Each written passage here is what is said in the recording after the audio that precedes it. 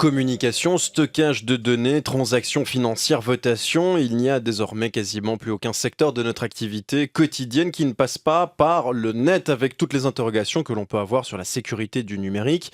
On parle beaucoup du vol d'identité, de la menace du piratage de données qui sont de plus en plus pratiquées. On entendait aussi ce nouveau virus qui est présent. Il y en a tous les jours des nouveaux. La sécurité du fameux cloud, même cela est aujourd'hui remise en cause avec le stockage de données dans ce nuage informatique qui a été critiqué récemment par Steve Wozniak, le fondateur d'Apple. Bref, l'un des fondateurs, bien évidemment. Bref, les exemples ne manquent pas et les questions sont nombreuses. Sommes-nous suffisamment préparés culturellement, juridiquement à ces nouvelles problématiques? Pour en parler, on a le plaisir d'accueillir en duplex de Genève ce matin Alexis Roussel. Bonjour. Bonjour. Vous êtes monsieur le vice-président du parti Pirate Suisse. On vient de vous entendre, il y a pas plus tard que quelques minutes dans le journal de David Rakana. L'État de Genève a finalement accepté de vous donner l'accès au code source du logiciel du vote électronique mis en place en 2003. C'est important pour vous, une victoire ? Oui, c'est important parce que c'est appliquer un contrôle citoyen à un système de vote qui, pour l'instant, est une boîte noire.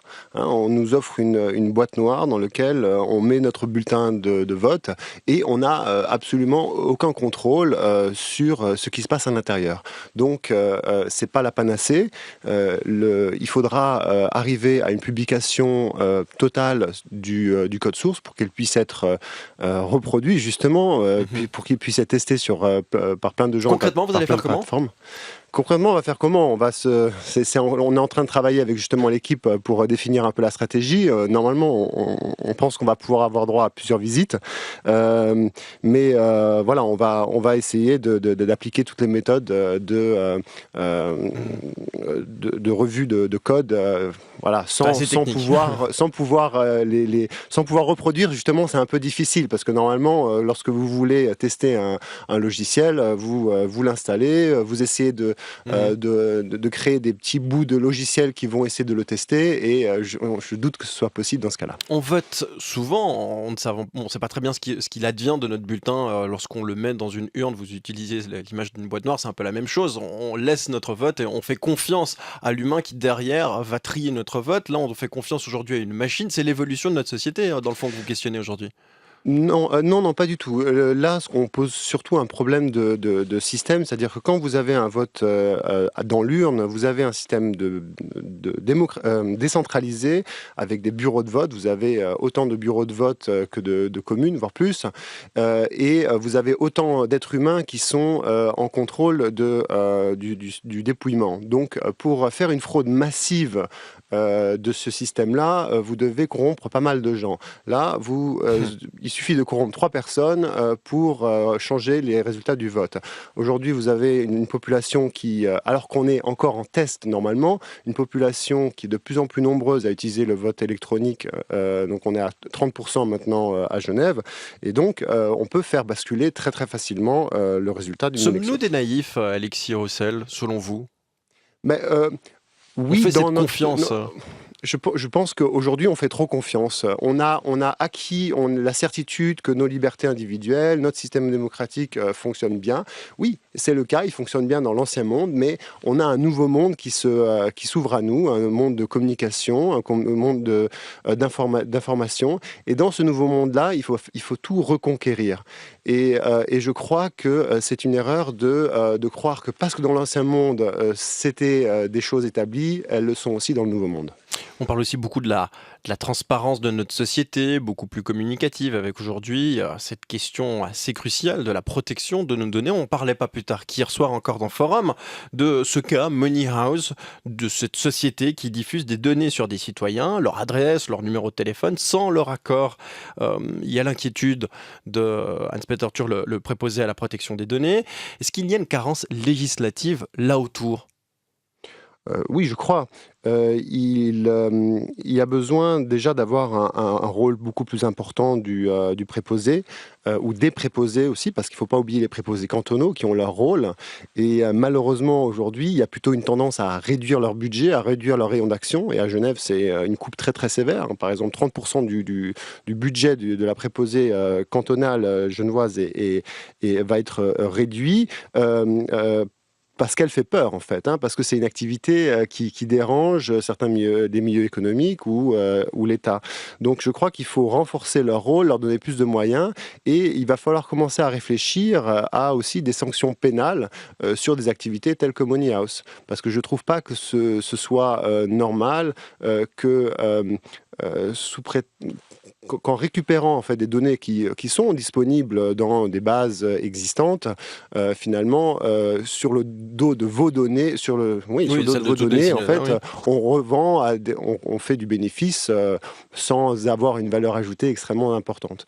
Donc le gros problème, c'est que ça crée une agrégation de données, et on pourra le voir pour la vidéosurveillance aussi, ça crée une agrégation de données qui crée un profil de votre personnalité qui est beaucoup trop Qui vous fait peur important. à vous aujourd'hui, Alexis Roussel ?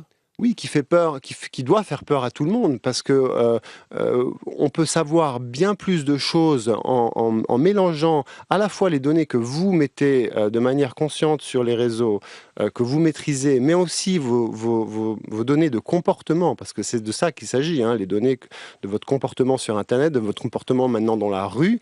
On arrive à des profils qui sont bien plus précis que ce que pourra faire n'importe quel psychologue. Concrètement, vous demandez quoi aujourd'hui, le politique que vous êtes? Alors, vous n'avez pas de mandat au niveau fédéral. Le Parti Pirate est un parti relativement jeune en Suisse, même très jeune. En Europe, il a un certain succès, notamment dans les pays germaniques, scandinaves. En l'occurrence, ici en Suisse, ça marche pas très bien. Alors, qu'est-ce que vous demandez aujourd'hui?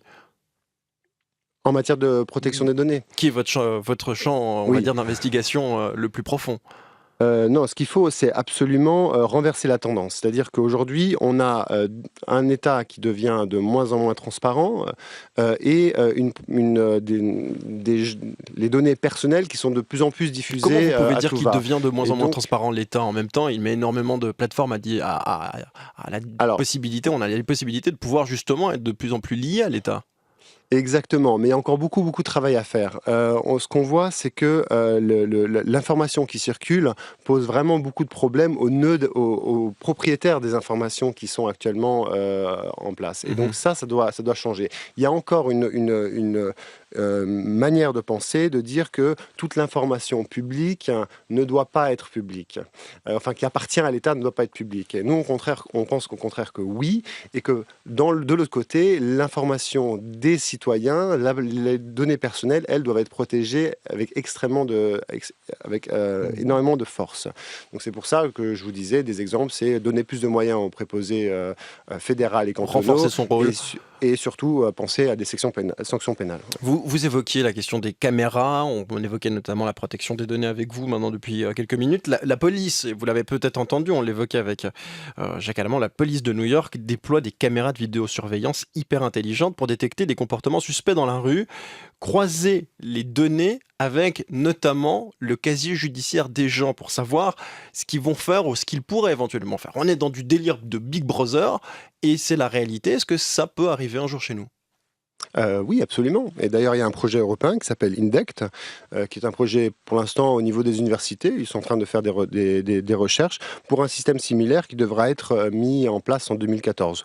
D'ici, le pas ensuite de lier ça en obligation avec Schengen est très facile à faire et on pourrait très bien voir un projet de ce style arriver en Suisse. Un mot encore sur l'actualité. Un groupe de travail vient de se mettre en place, piloté par le directeur de l'Institut fédéral de la propriété intellectuelle, Roland Grosenbacher. Alors, vous l'avez peut-être entendu, il s'entretenait tout à l'heure dans notre journal. Bonne idée, enfin ? Oui, bonne idée. Alors, c'est enfin le moment de la négociation, d'essayer de trouver notre compromis.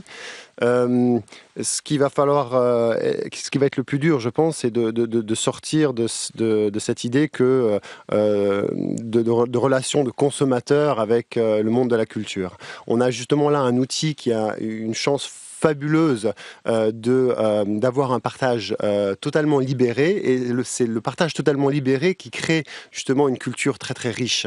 Donc c'est pour ça que nous, au Parti Pirate, on va se focaliser sur la légalisation du partage non marchand, donc c'est le partage entre individus, aujourd'hui qui est mis à l'index par les sociétés de gestion, parce que elles font pas bien la différence sur Internet, parce que les moyens de communication sont les mêmes entre le partage entre individus et le partage qui est fait pour être rémunéré. Donc nous, on veut déjà décriminaliser l'internaute.